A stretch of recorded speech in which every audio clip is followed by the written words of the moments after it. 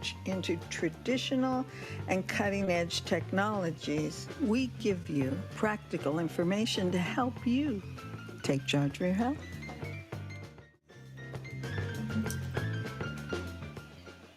So, welcome back. Welcome back. I'm here with my co host, Carol Petersen, and we also have a special guest. I didn't hear you, Carol, so we're futzing around. Do you hear me? Okay, I don't hear you. So that we're going to be speaking about an issue that I really don't think is on your radar. What is happening is it's something essential to all of us, to our health, to our quality of life, but yet people really aren't thinking of it. They haven't really put it together yet. The issue isn't out there completely. Um, and so, um, so let me see. We're futzing around with the sound again. And we have a guest to help guide us through this. And she is very knowledgeable. So let me just start out, begin the issue, and let's see if Carol's with us. A major NIH study found that 1 in 10 dementia cases may be linked to medications. Now, we're not talking about some rare, unique medications. We're talking about things you might right this minute have in your um, cabinet in the bathroom, like Benadryl, like like specific antibiotics, like one of the most prescribed meds that are in the world, the statins, and also very possibly, not possibly, we connect this to one other thing, to fluoride. And look at your tube of toothpaste. Look at what you're using to brush your teeth. But also, many of your meds uh, do not have fluoride. Carol, are you there yet? No, not yet. Well, okay. Sandy, are you there? Oh no, she's No, ready. not yet. So I'm going to go on. Um, She's what we're ready. dealing, Sandy, Yeah. welcome. I can't unmute myself. I can hear you perfectly. Thank you. Oh, okay. I'm on. Welcome now. I was practicing pronouncing your name. I don't know if your last name, I don't know if I have it correct. Bargamon? Bergamon? Bargeron. Bargeron. Bargemon. Very. Thank Bargeron. Bargeron. Barjun Bargeron. Like you barge Bargeron. into Ron. Thank you. Thank you for assisting me with that. And I want to start out. I don't think Carol's with us yet, but I want to start out with asking you. This is such an important issue. How did you get involved in it? We're talking about anesthesia. Well, we're talking Brain. about brain health, and anesthesia is part of it, but I hadn't really introduced that yet. But please feel free.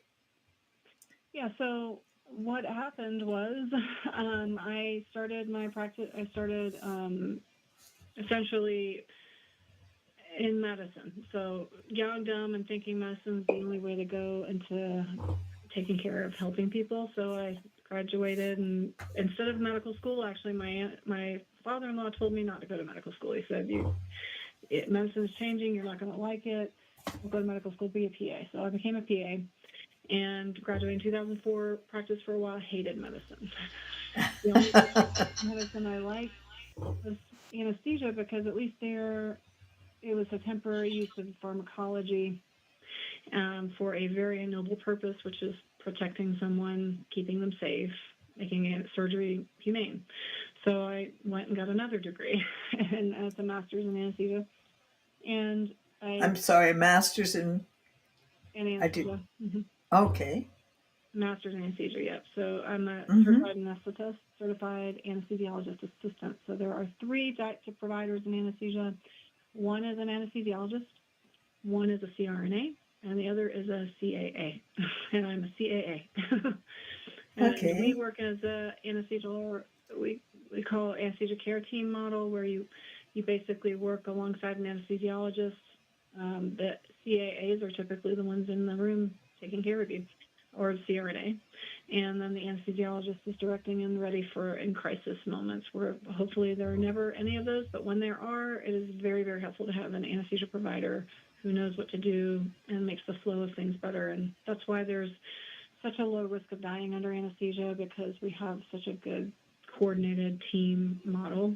In anesthesia, it's like 1 in 250,000 people will die under anesthesia. Very low, so it's very safe. So of course, I really didn't think of anesthesia in any way except that of pharmacology, because that's just another drug. I didn't really think about consciousness, about the impacts on consciousness, the impact on the brain long term, except that I did learn in school that anesthesia can create a situation where an older person can develop dementia. It can be a trigger for that. I did learn that, and we were taught that. We were always kind of taught to think about other alternatives, if it was possible in a surgery to do another alternative for an older person, that you should do it because their risks are more elevated for cognitive decline. But that's beyond all I thought about for a while. And then the thing that really happened that set everything to a place where I'm marrying 2 worlds of holistic health and conventional medicine was that my son developed Lyme disease at about the age of 6 or 7. He started having symptoms at 6. And honestly, looking back, actually, the symptoms got significantly worse after an exposure to an anesthetic. So when I went back and looked through the timeline. Can you hear me now? I can hear you, yeah. Perfectly. Oh, yay. Yeah, good. Sorry to interrupt. Reggie just asked me to jump in. Not a problem. Please continue. Please continue, So, Dr. yeah, so he developed Lyme disease. It took me a minute to figure it out. I had had a few moments before that where I started right after anesthesia school. I had an autoimmune issue. My medications didn't work. The ones they wanted to give me were ones I would not take because they felt that they were had too many long-term side effects, like cancer risks and things. So I just was suffering, and I found natural health solutions that were working very well, working on gut health. This was well before it was very popular. So we're talking about like 2010, 11, 12, that time when nobody was talking about gut health. When I found studies, I was like, there were studies in the Journal of Gastroenterology about the fact that the gut controls all these things. And I was like, kind of like dumbfounded. So luckily, by the time my son got sick, I didn't just go straight into the conventional route. I have 5 children. The 2 oldest are, I would say, they're the victims of my conventional medical training, because when there was a problem, we went to the doctor and we got medications. And the oldest, I mean, he was medicated with 5-amps at the age of 4. So poor child had like. Can you? I'm sorry. Can you speak up just a little, please? Sure. You know what? Because it's difficult. I had the. Oh, perfect. Now I can hear you better. How's that? It's a little better. Yeah, I was plugged in and ready to go with Okay, it's now worse over here. It's worse over for the radio.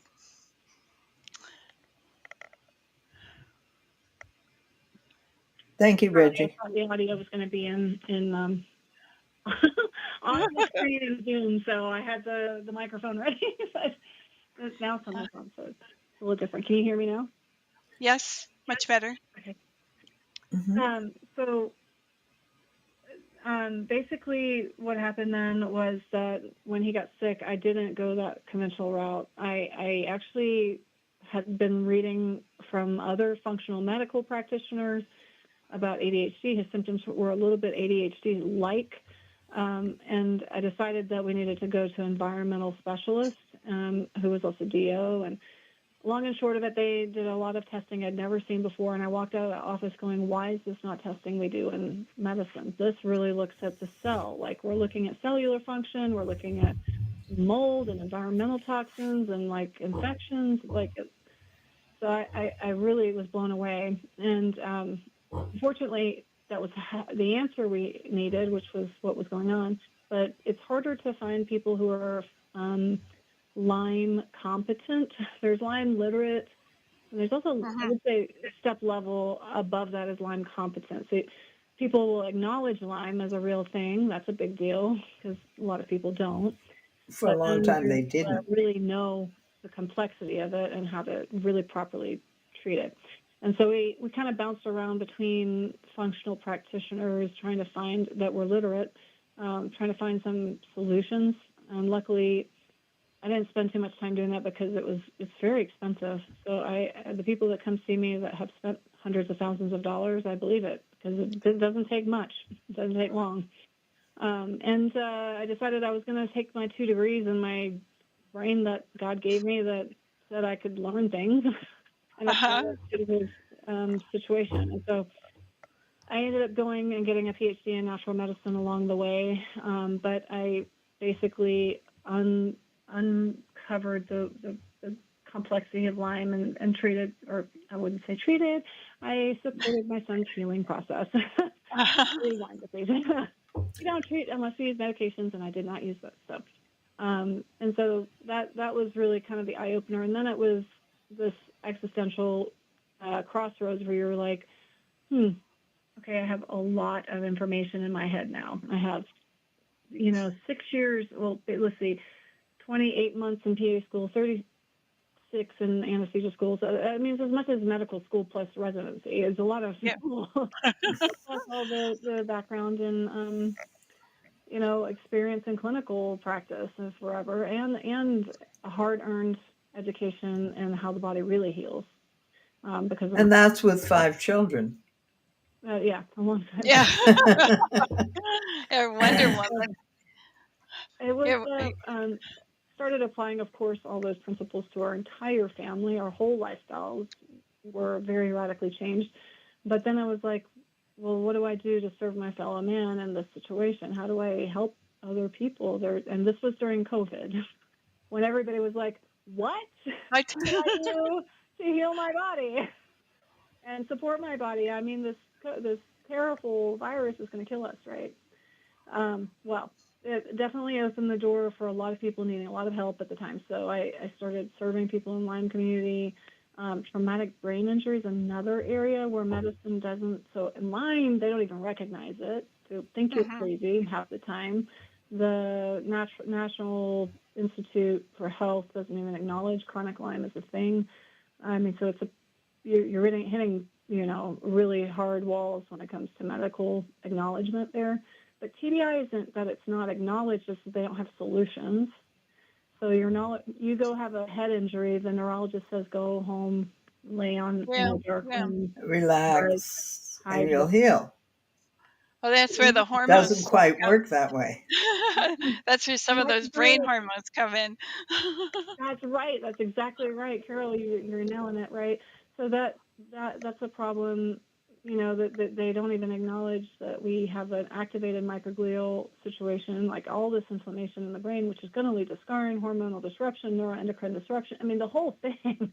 So I started doing work there, and that was sort of one of those moments of like, between the acquired brain injury, that is what Lyme is, because if your brain's on fire from an inflammatory infection, that's not a TBI, not traumatic, but it's acquired. It's still causing inflammation in the brain. It's still activating the microglia. It's still causing all the cytokine storm, scarring, disruption, all of it. TBI just does it through trauma-induced situations. And that's when I started thinking a little bit about the anesthesia world. But it really was, and please interrupt, I feel like I'm just hogging the... That's okay. So you and I were talking about this anesthesia stuff, and I thought this would be so great to really talk about a little more because people don't know how to prepare themselves from surgery. It's a huge stress on the body. And then after having a surgery, that's a huge trauma. And Right. people are left on their own devices. So, Mm-hmm. really anxious I, for you to walk us through all that. you know, Yeah. years ago in the 90s, I did a workshop with Alan Gaby.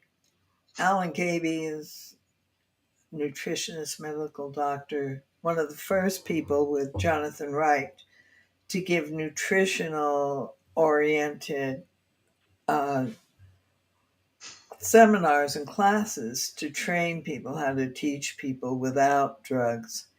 And he had a whole protocol on how to prepare for a surgery and then how to recover from a surgery, and Mm-hmm. very important nutrients that he used. And he got people built up for their surgery Mm-hmm. and with B vitamins and bromelain. He used bromelain and magnesium and Mm-hmm. vitamin C. And then after the surgery, immediately after, he started a similar protocol like that. And people did very well. I had a surgery once, and took me a month to have a clear brain. An entire month. I couldn't think. I literally couldn't sit up. Yeah. You know, and that you point out something really interesting. I just recorded a reel for this because it's a really important point. I say anesthesia brain fog is a woman's health issue. And the reason I say that is because women, there's two reasons. One is that our perimenopausal and postmenopausal brains are more vulnerable to any toxic impact. So that's a real truth, though not studied in anesthesia literature. Okay? This is well known everywhere else. We know it in the menopause literature. We know it everywhere else, but we haven't connected the dots to anesthesia. And the second is because of the way women are not studied properly, as you know, and maybe people don't know, but after the thalidomide, the whole tragedy with thalidomide, when we gave thalidomide to pregnant women, and for nausea, for like pregnancy-induced nausea, and the babies were born with all the congenital abnormalities. They actually pulled women from all studies, so they only studied males, including in animal trials. So it was all male cohorts, and as we know, women have about 1,000 more genes than men do. So what does that mean? So we're not even considering women in studies, and now every study that came out on a drug was normal meant male, not. And then the AIDS epidemic happened, and there was a demand for experimental medications. Women wanted to be included. There was a big overhaul. And so they decided, okay, we'll study women again, but they'll do genderless studies. Okay, but the problem with genderless studies is it doesn't include the reality of those extra 1,000 genes that we have, right? The fact that women have more side effects than men. They need half the dose most of the time, and all of those things. So genderless studies, which is what we do now, doesn't account for any of those female important issues. So it's really a female health issue, not one studied in our anesthesia literature. Just prior to this interview, I actually had a podcast interview with another author who had a similar motivation and was also not really well received in his medical cohort. He's the anesthesiologist who wrote the book that actually the title of my book was going to be Getting Over Going Under. Thanks to my Instagram followers that, there is already a book by that title. My publisher should have caught that, but he didn't. And so I reached out to him, and his whole point was to help advocate patients to advocate for themselves for a type of anesthesia that he found and has researched to work really well to protect the brain. The problem is no anesthesiologist, wants you to tell them how to do their anesthesia. Oh, very much. If you ask, it's always also not necessarily the safest thing. I say, you're used to flying a Cessna. It's a little airplane. Mm-hmm. You're told you are now going to fly a 747 across the Atlantic with 400 passengers. I would not want to be that passenger, one. You know what I mean? It's not the safest thing per se because you're not used to that type of anesthesia. For the patient to have a good outcome safely, safety-wise, not be awake, that kind of thing. I had a second surgery after the first surgery, and I told them, I can't have much anesthesia. It makes me too sick. I can't. I told everybody over and over and over. So there I was in the surgery room, and I woke up. And I'm watching them sew me. I had no pain. I had no bad feelings. I'm just watching the whole thing taking place. And right when they were finished, I just went back to sleep. But I also had no hangover afterwards.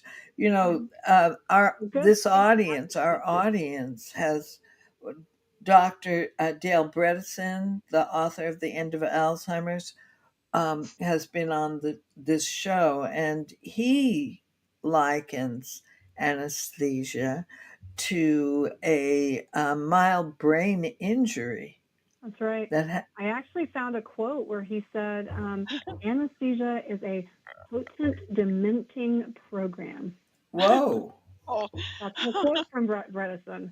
Okay. That's pretty powerful. He's right. And I know in his protocol, he actually asks for the number of anesthetic exposures you've had and the quantity and that type of thing because it does increase your risk for dementia. There's no question. I mean, think about it. You're taking consciousness offline. Consciousness. So what would you do? How would you prepare for a surgery, and then how would you respond afterwards? Personally, I don't want to have a major surgery with no anesthesia. No. I don't think so.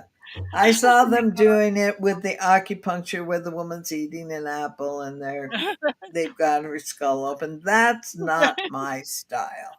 No, that takes a whole lot of faith. Yeah, I actually say, anesthesia is probably the most important modern advancement in medicine and modern medicine because of the fact that, and starting, let's just say from, the 18th century or 19th century, mid-1800s, just the fact that we could go to sleep and safely and not feel an appendectomy or actually even have one and be saved because some people just died from appendix rupture, right? So moving through the history of anesthesia up until the 1950s, in the 1950s it was still very common to die from anesthesia. Wow. So as we move now into the modern era, it's very, very safe. Like the chance of dying under anesthesia is less. You could choke. It's more likely for you to choke on your sandwich and die than die under anesthesia. Right? So it's super safe when it comes to not dying. But the trade-off is definitely. But the trauma. Yes, and the difference between the 1950s and today is also environmental exposure to toxic burdens. So, we have, since the 80s, it's just skyrocketed, like, the exposure to glyphosate, the exposure to atrazine, you cannot escape toxic exposure on your body. And the more the body has to deal with a whole lot of burden, the less resilient it is to a high uptick in a burden, like an anesthetic. Mm-hmm. Does that make sense? Yes. Now, I'm going to open up the phone lines. If someone would like to call in with a question, the number to call is 212-209-2877. That's 212-209-2877. We're also live on YouTube, which is kind of exciting. We love that. And so you could type in a question also if you're watching. We'd love to hear from you. We're building our audience. It's really quite exciting on both sides that our audience on the radio is building and our audience on YouTube is building. We're getting more subscribers. So, Sandra, continue, please. Oh, that's fine. So, I have my book is going to give you the full guide. I mean, it goes into every possible thing. And it really lays out my framework, which is called the HARP framework. It's a double entendre. It stands for Holistic Anesthesia Recovery and Preparation, and only backwards with the recovery and preparation because it spells HARP. It's supposed to be recovery, but I wanted to spell something. So but the double entendre is that it's, health assessment, like full like Bredesen-like health assessment. Take inventory of your health, and I lay people out to how they do that. And I actually, a lot of bonus tools will be, available on the book website for doing those. Like, what is your nutritional, deficiency scores look like? Are you deficient in any specific nutrient? Do you have a high exposure to mold? Do you have a high exposure to pesticides, etc.? Things like that. So we're taking an inventory of our health assessment, not just from a conventional medical side, and do I have high blood pressure? It's deeper. Like, what are our stressors for our body? And then it's address the toxins in our environment. So address toxins, and that toxins also can be emotional toxins. So we're taking steps now to mitigate and bring those burdens down beforehand in our lifestyle and our environment, so that when we come out of anesthesia, we have less of a burden to deal with. Now, resilience building. Okay. Resilience building starts to teach you how to do actual resilience techniques to get your body ready. How long in advance of a planned surgery do you start doing this? So, of course, I lay this out in a good, better, best situation. Like, good, better, best. Best is 6 months before anesthesia. You know that you're going to have surgery. We're going to start doing this now. Like, we're going to start preparing our body. Better, well, okay, let's say, anywhere between 0 to 3 months would be better. And good, well, good is whenever you find the book and you didn't even know this was a problem before. Now you do. Exactly. You pick it up. It can be a year later. I don't care. You can still take very strategic steps to recover brain resilience and your health. You can still clear the anesthetic toxins, and because they do linger in the cells. The type of anesthetic toxins that we use, though they will clear and you won't be asleep, they can still hang out in tissues and create an issue, an inflammatory situation. So we can definitely hit that at any way, good, better, best, right? How about how does magnesium fit into this story? Because we used to, as a population, take about approximately 500 milligrams of magnesium just in our daily lives. Now we're taking about 200 milligrams. And it used to be that we would say, when I started studying this, there were 110 known connections or reactions that magnesium had in the body. Now there's over 600 that we understand. It's an essential nutrient for the ability of our brains and our mitochondria, our energy cells, to work. Exactly. So does this have an effect on our healing or our preparation? Can you connect the dots on that one? Yeah, that's a great question, and absolutely, probably the supplement that is most deficient in everyone is magnesium. And I mean, between the increasing stress anybody who lived through COVID knows that our culture lives in like an adrenaline and dopamine depleted and adrenaline fatigued state. That means that we are demanding ourselves to do a whole lot of things, and all those the 600 enzymes or 600 mechanisms that you're talking about, the more we demand on the cell, the more we burn through the magnesium-supported processes. So, you're already entering into anesthesia depleted, and now you're hitting it's not just the anesthetic stressor, but the surgical stress. I mean, though your brain is offline, the body still perceives a stressor.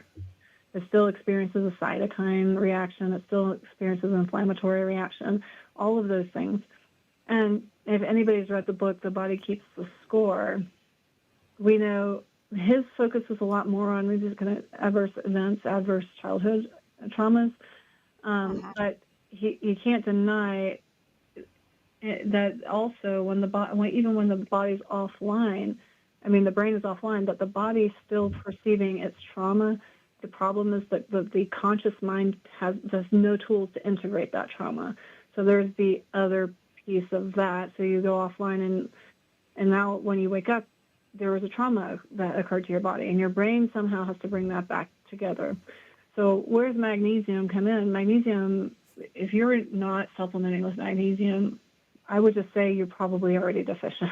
Like, our food supply is not even keeping up with the demand on our bodies for more magnesium. So I think that most people, I would venture to guess, I'm sure the studies, actually, there are probably studies on it that are going to give me more accurate numbers, but I'm sure 90% of Americans walk around deplete in magnesium, and that means that you're not going to recover as fast. I mean, your cells are now now the stress just went even higher. Now we 10x'd it, and you're already barely keeping up before. Does that make sense? So, Yeah.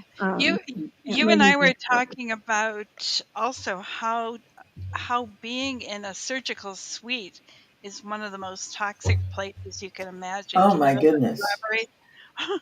Right. I mean, in this holistically and environmentally conscious world, I remember when I was talking about EMF 8 years ago, and people were like, "Well, you gonna wear a tinfoil hat next? What's up?" Now people are like, "I got my EMF band." I got my EMF thing on my phone. They're knowing. Well, the hospital has one of the largest electromagnetic field footprints. Oh my goodness. Period. Without a doubt. Yeah. Just think about all the electronics, all the guys, all the, the ICU. Okay, I just actually looked this up yesterday. So when they look at this, they actually haven't looked at, there's not really good studies, but they know we know that EMF causes cellular disruption. It leads to your voltage-gated calcium ion channels to be triggered, which means you flood your cell with calcium, which becomes cytotoxic. And interestingly enough, when I looked at our drugs and I cross-referenced the studies, our anesthetic drugs, they are potentiated even higher. Like there's a more damaging cellular effect from them if it's in a picture where those voltage-gated ion channels are turned on, like in an EMF picture. Okay, what that means is if you're around a ton of EMF, your anesthetic drugs become more toxic. Okay, any anesthetic you get, any drugs you get they have more oxidative damage. The studies that were present were looking at those power line workers. They get these huge exposures, but they're periodic. They're episodic. They're up there working on a power line. They get a 20 micro Tesla. For context, that's huge. Okay, it's a pretty big thing. Your home has a 0.05 microtesla EMF field. Okay, in the ICU, they have measured it as high as 5 to 10 microteslas. So it's like 100-fold your home EMF field. That's huge. And continuous. Yeah. It's continuous. If you're there, it's continuous. It's not. That's the thing with the power line workers. It's episodic. That you are being bombarded on an ongoing. As long as you're in that hospital. I mean, I EMF protect myself a lot when I go to. I still practice. So when I work, I wear a lot of EMF protection. Then I'm going to give out the number again. 212. We have a caller holding, by the way. 2877. Oh, I didn't see that. I'm sorry. Yep. Okay. Hello, you're live. Your name, please? Yes. Hi. This is Arnold from Queens. Hi, Arnold from Queens. How can we help you? Yeah, it's a little different topic, but this is regarding to my hip. What happened, I was recommended to have a hip replacement. And then another person who worked in the orthopedic office, now she's not a doctor, but she was saying that if you can walk, you really shouldn't do a hip replacement. Now, I've been taking a thing called shark cartilage. What do you think I should just deal with that instead of the operation? Because I really don't like foreign parts inside my body, if you know what I mean. Well, This is a I little think bit off all three topic. of us have opinions on that one.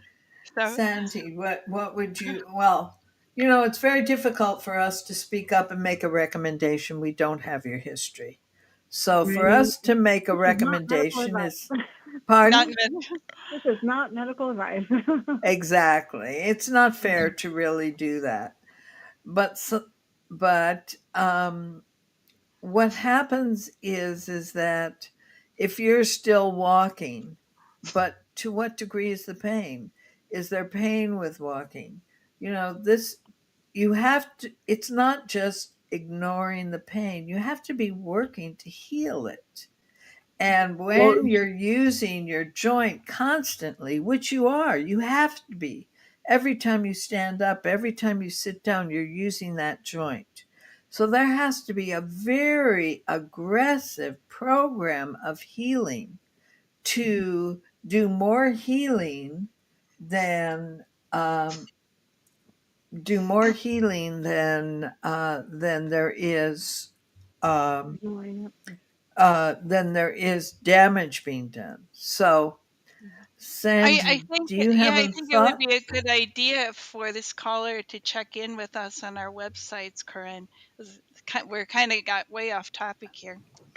I'm Go sorry. right ahead. No, Yeah, That's but I if you would have just something, say that any implant that's placed in the body, so you're not wrong to have to be conscientious of that, because any implant is a foreign object that the body does have an immune response to. So that is a valid concern, but the option to not do anything and just live with pain is not a great choice, because movement is important for a long-term, high-quality living.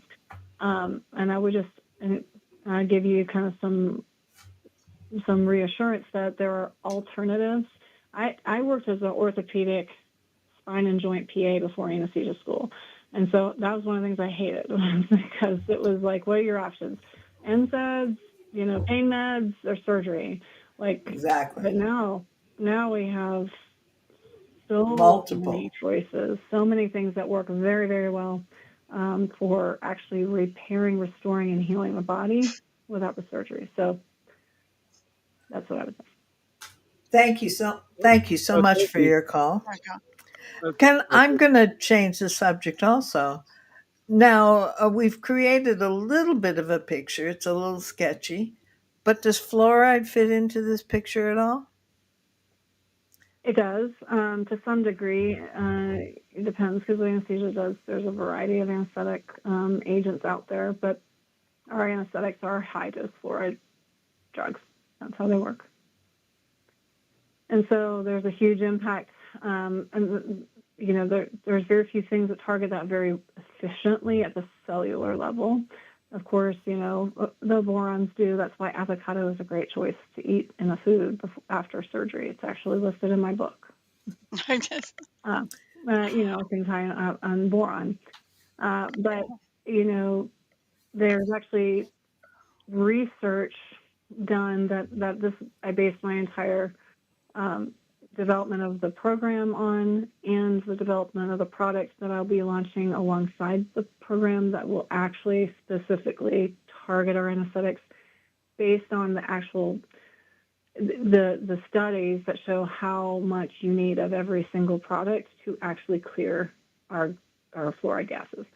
So it's a very specific set of milligrams of certain things, and so yes, fluoride plays a big role. Fluoride has a huge impact, and anybody who knows anything knows that the fluoride in our water is becoming dialed back in a lot of ways because of the neurotoxicity that we have proven. And there's so many studies now. I mean, it's 60 years of studies. I remember the landmark study that came out, I think it was in 2007 or 8, that showed the connection with fluoride toxicity and all neurodevelopmental disorders like ADHD, autism, and all of that, which is another reason why the one group that I consider neurologically vulnerable for anesthesia is the autism community. So when I am asked, I say there are three people that are the most vulnerable from the, immediate that you need to pay attention to. There's a bunch of subsets. So like your subset would be your PTSD people. They have a different response to surgery and anesthesia. Your cosmetic people who have lots of surgeries. Your repetitive surgery patients, the ones with constant, like more than 2 surgeries, that's a different risk category. But the ones that fit in the large groups are really 65 and older, women first, and then men, because the brain is already impacted. It's already at risk, as Bredesen says. And then number 2, neurodevelopmental children, so the autism community and the spectrum community, because they already have genetic impacts that make their ability to handle stress and resilience lower, so that so they don't handle the stress of surgery well, they don't handle the toxins in surgery well, and so they typically have regression, and a lot of that has to do probably to some degree because of the fluoride. And then oh my God! So do you use iodine to help clear that, or do you have or magnesium? Or no? So iodine is a tricky wicket, and I kind of do spend a little extra time explaining and navigating that, because I will tell you there'll be plenty in the holistic community, in every community, that hears, you need to take some iodine supplements. Who goes, have you heard of Hashimoto's? How do you spell it? So, it's a controversial topic. Certainly in my practice, I use iodine a lot. But I don't make the recommendation that people just grab a bottle of iodine, because what if your thyroid is sensitive, 1, and 2, what if you're nutritionally deficient and the cofactors are necessary to navigate, to be able to use that iodine selenium and not trigger the autoimmunity?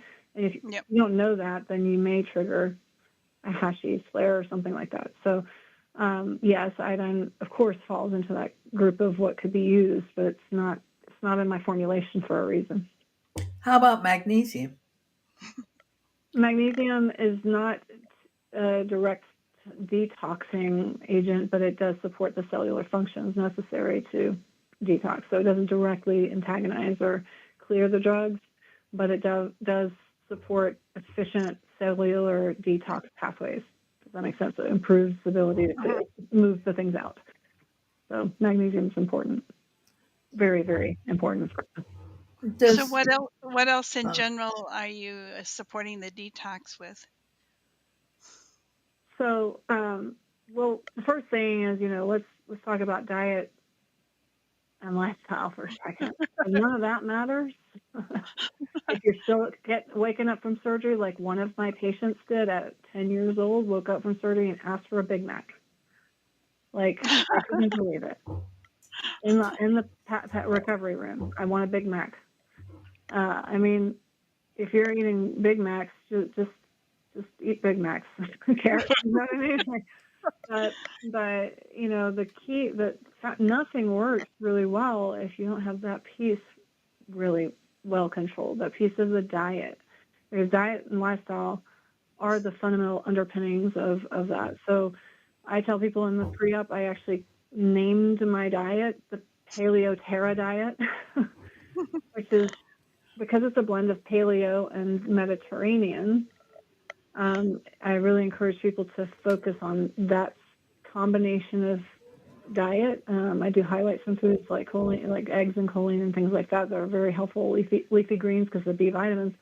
But the key is also to reduce inflammatory triggers in your food.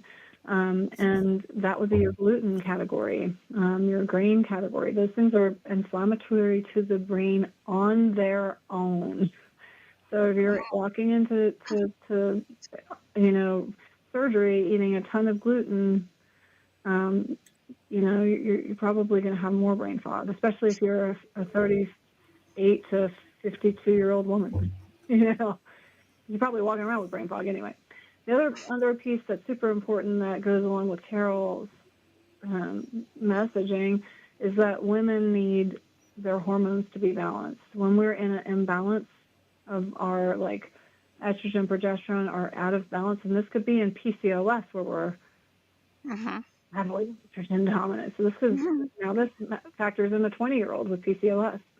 They're high in that sympathetically stimulating estrogen that pushes you into fight or flight already on a cellular level, you don't clear your toxins as well.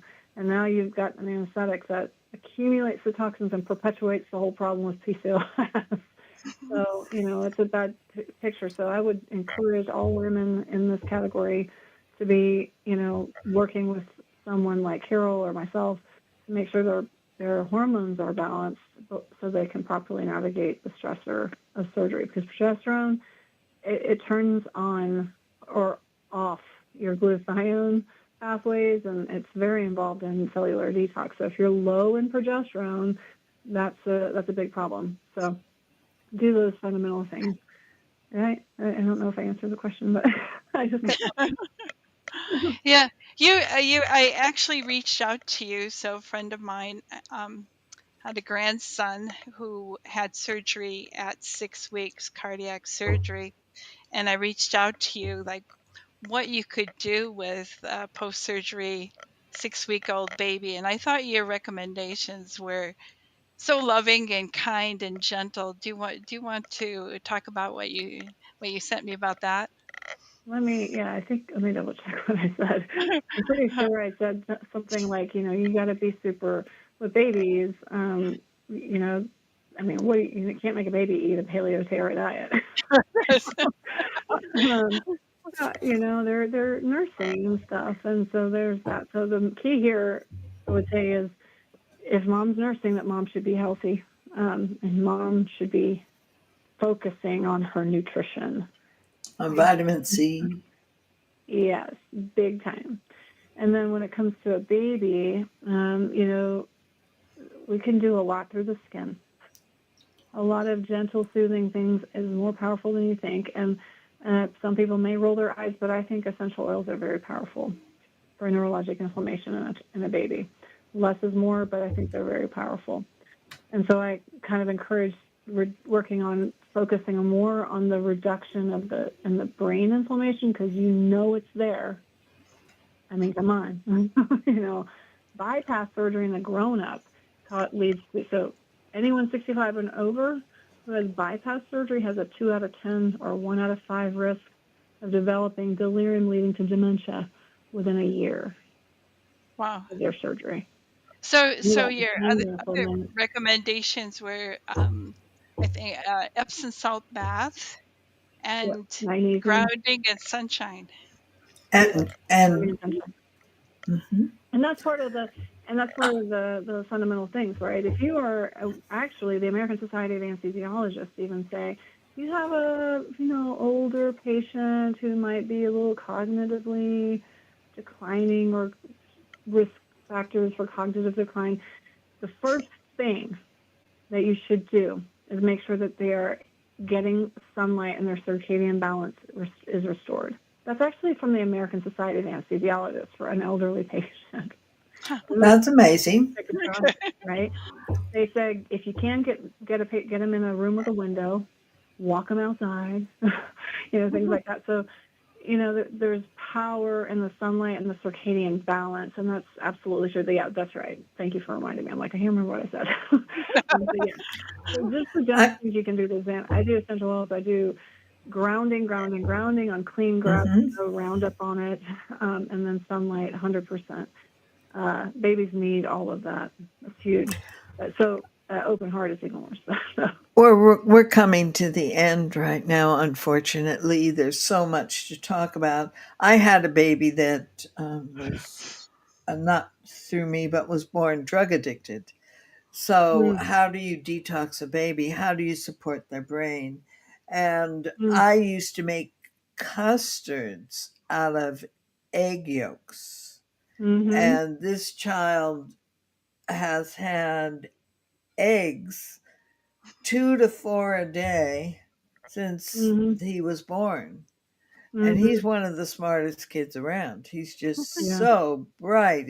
And I attribute it to what we did in terms of feeding him and working with him and being in the sun and being on the grass and eating the egg yolks. As a matter of fact, as a result of that, we got chickens so we could control what the chickens were giving him, because we wanted to be we wanted the control all the way through, not just from one. So what we've got here is we've got the end of our show, unfortunately. Wow, what fast? I know, it really went fast. Can you give us is there something you'd like to share with the audience that you want to leave the audience with? And could you also give your website? I've spent a large amount of time on your website. I loved the information you share. Oh, good.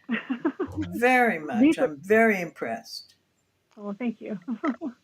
Yeah, so my website is beyondbrainhealth.com. Everything, all my handles are Beyond Brain Health. I'm at Beyond Brain Health on Instagram and on Facebook, and I think on TikTok I'm Dr. Sandy, S-A-N-D-E.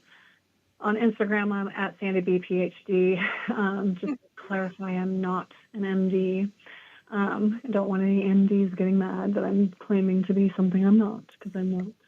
But I am very passionate about this topic, because it just really, I don't know why the Lord would give me a perspective in both worlds, and not to speak into, improving health in one or both of them.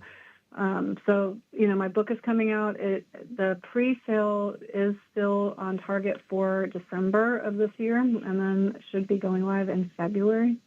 It did get a remake. The fun thing was my book title was Getting Over Going Under, and we found that there was another title by that title. Of course, I really enjoyed meeting that author, by the way. He was a pioneer in his own right. His approach is different. His approach is to, get you to talk to your physiologist about their technique. Mine is more to empower you with very specific brain strategies pre, during, and post anesthesia. That includes lifestyle, diet, and supplementation. And I give very strategic supplementation recommendations for all stages of that. And of course, it's a mountain of knowledge, a mountain of information. It should be what I told my production, or my producers, or whatever you call the people, publishers, was I want this to be the what you expect when you're expecting for anesthesia. What you expect when you're so. I didn't use that title, obviously, but the title is now being rebranded to A Quick Way Back. So I'm sorry, I didn't hear that. A quick way back. The Quick Way Back.